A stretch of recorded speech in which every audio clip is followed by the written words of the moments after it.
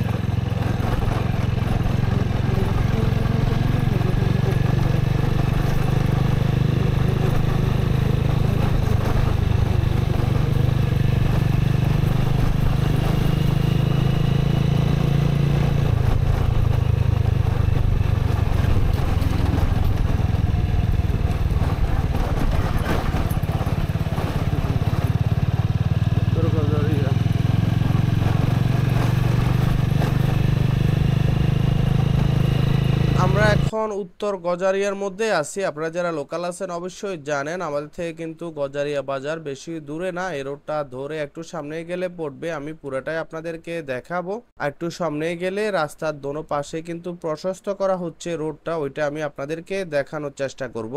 এদিকের আশেপাশে থেকে আমার ভিডিওটা দেখে থাকলে অবশ্যই কমেন্ট করবেন, এবং কি এদিকের আশেপাশে বাড়ি কোনো প্রবাসী যদি ভিডিওটা দেখে থাকেন অবশ্যই কমেন্টের মাধ্যমে জানাবেন। তো ঠিক আছে, আপনারা উপভোগ করেন।